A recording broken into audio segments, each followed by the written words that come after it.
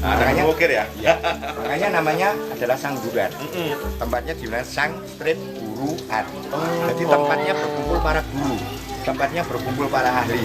Geng. Nah, Sang Bu ya Sang Guru. Street Guruan. Nah ini kalau dipisah, nggak berhubungan dengan nama. senior iki. Senior sejarah. Walang, senior iki saat. Bapak senior. Lah ya senior iki. Senior banget. Rahayu Sagung Dumadi, Om Swastiastu, Shalom Namo Buddhaya. Selamat siang teman-teman, salam damai dan sejahtera. Assalamualaikum warahmatullahi wabarakatuh. Teman-teman, senang sekali Gi. Saya sekarang berada di replika Prasasti Sangguran. Jadi teman-teman, saya mencari tempat ini cukup lama. Saya tuh sering banget lewat sini Gi. Tapi baru menyadari kalau ini itu ada Prasasti Sangguran Rek. Jadi saya sekarang berada di Punden Mojorejo, Kecamatan Junrejo, Kota Wisata Batu, di mana di sini di antara dua pohon EP ini, pohon EP ini dan pohon beringin terdapat sebuah replika prasasti.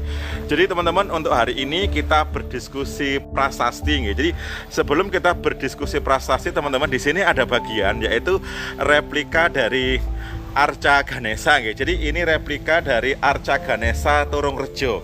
Kalau yang asli ini ada di daerah Turungrejo juga sama dengan ditemukannya diduga tempatnya Prasasti Sangguran. Di sini juga akan ada replikanya. Memang secara artefak asli di sini belum ditemukan, tapi nanti juga ada sebuah keajaiban di mana di sini ada 3 sumber mata air yang rasanya itu berbeda.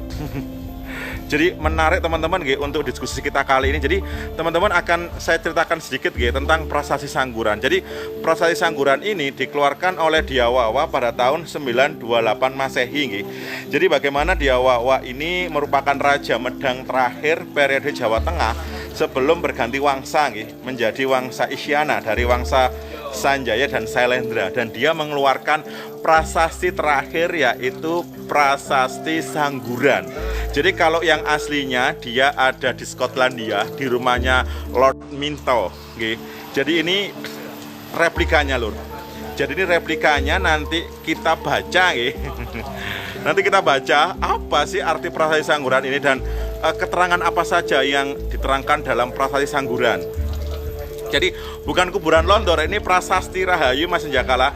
Teman-teman, karena prasasti aslinya ini ada di Skotlandia. Jadi bagaimana ada salah satu budayawan yang nanti akan kita wawancara yang membangun prasasti ini dengan biaya dia sendiri, keren banget, nanti akan kita wawancara. Yang menarik ini ada Arca Dwarapala, tapi Arca Dwarapalanya ya nggak umum dengan Arca Dwarapala yang ada. Dan kalau teman-teman lihat Lapik Prasasti Sangguran ini berbentuk yoni. Ada nggak sih filosofinya kenapa lapik arcanya dia berbentuk yoni? Jadi teman-teman bisa lihat Arca Dwarapalanya Rahayu Mas Adi Surya seperti ini. Oke, satu bawakan kamera.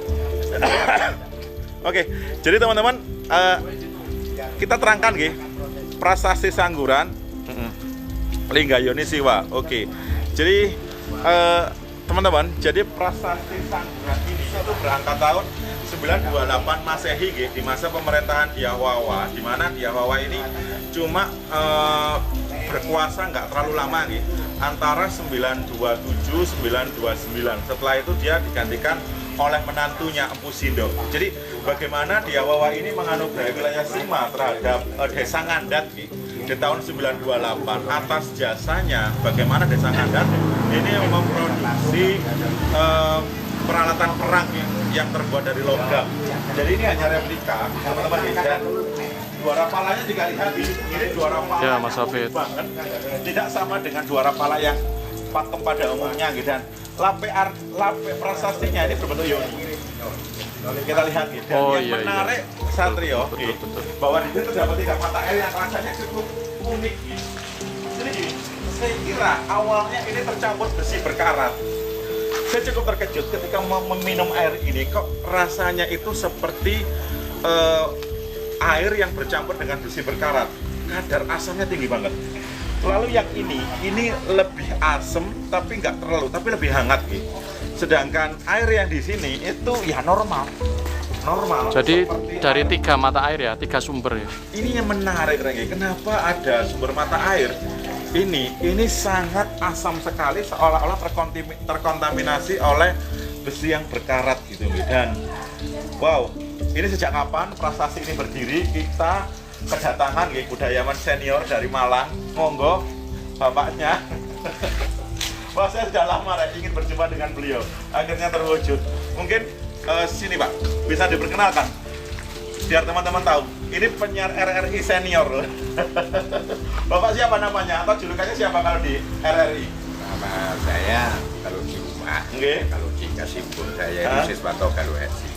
Saya punya nama lagi Cak Pentol. Oh iya, kalau dari Cak Pentol gitu. Kemudian kalau di RRI kita pada acara-acara tertentu saya pakai nama dalang saya Galuh Siswanto. Tapi kalau di RRI jenengan membawakan apa, Pak? Lebih pada budaya memang. Aku manggilnya Pak Pentol atau siapa ini? Cak Pentol. Cak Pentol, gitu. Cak Pentol. Cak Pentol, oke. Cak Pentol, saya mendengar cerita ini ada yang buat, bener nggak sih? Kenapa Anda mau membuat ini? Ini berawal dari ketika juga saya masuk di RRI tahun 2004. Awal-awal ada keterbukaan informasi, awal-awal internet dikonsumsi umum, jadi bukan saja di RRI, kadang saya itu sogo warnet. Hanya ingin tahu cerita tentang asal-usul dusun saya, dusun Ngandar. Ketika saya ngetik asal-usul dusun Ngandar, di sana tiba-tiba keluar prasasti kutukan. Iya, benar ceritanya. Prasasti Sangguran. Heeh. Nah, jadi prasasti yang memuat kutukan. Nah, di sini ada bersitan aku tuh nggak lilo gitu. Maksud saya apa ya? Maksudnya kayak ternyata semakin saya pelajari, nah ini ternyata bukan kutukan, tapi lebih pada kesepakatan. Bener. Nah, kesepakatan yang ini merupakan SK. Jadi Bener. dia bawa kepada diserahkan kepada Bu Sindok, yang ketika itu Bu Sindok sudah menemukan daerah. Jadi kronologinya ada sebuah mitologi cerita ya tentang akan meletusnya Gunung Merapi dan Merbabu. Dan itu digambarkan karena letusan dua gunung ini, maka Mataram Mau pindah. Hindu, Mataram kuno ketika Medang. itu bukan Medang, Mataram. Nah, ini harus berpindah. Nah, sebenarnya itu bukan letusan gunung saja, tetapi lebih pada perang saudara. Konflik internal ya. Internal. Konflik antara dia Dia bawa dan aku lali sih. Tulodo, Ya. Tulodo. Nah, ini kemudian Tulodo, dia Tulodo. Bu Sindok ini yang notabene adalah menantunya dia bawa. Jadi patih Mas ya. Nah, masih berpangkat Mahapati Patih, atau Sang Perdana Menteri. Nah, ini memang dalam ceritanya ini berasal dari Petan. Artinya masih anak turunnya dari Kanuduan. Benar. Nah, ini pulang ke tanah leluhurnya dengan membawa semacam surat kuasa, SK lah. surat perintah untuk menemukan sebuah daerah yang dilepas oleh Kanjuruhan dan juga oleh wilayah Kediri. Jadi ini daerah lepasan.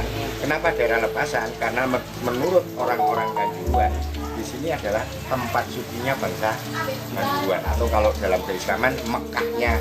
Benar. Nah, Apakah memang desa Ngandat atau Ngadat? Ngandar. Ngandat ini memang lebih banyak bergelut di seni pahat logam di kala itu. Kalau secara prinsip tidak ada, jejaknya juga tidak ada ya. Cuman ini orang-orang bawaan dari Mataram. Mataram. Jadi bukan orang sini yang ahli seni pahat logam, Di tapi sini ada, cuman bukan dari wilayah sini. Sangguran kan tidak sekecil ini, Mananjung tidak sekecil ini. Jadi sudah ada peradaban di sini. Ini orang-orang pilihan, ahli agama, ahli pahat logam, ahli undagi, ahli kayu dan seterusnya, termasuk ahli pahat batu. Ini ada di sekitar sini. karena gini gitu, Pak Cak Pentol dan teman-teman. Ini langka, guys, sebuah prasasti menganugerahkan wilayah Sima penduduknya yang sebagian besar berprofesi seni pahat logam. Ini jarang loh. Desa dianugerahi prasasti, tapi desa Ngadat ini dianugerahi prasasti, tapi jadi dia memiliki jasa besar. Berarti kolaborasi Mas ya, masyarakat asli sini dan pendatang Ya, ya. karena di sini tuh sudah ada peradaban yang kuat. Kanuruhan kanjuruhannya ya. Tempat berkumpulnya para waisa, para ahli ya. Makanya ukir ya. Ya, makanya namanya adalah Sangguran. Tempatnya di mana Sang Strip perguruan. Jadi tempatnya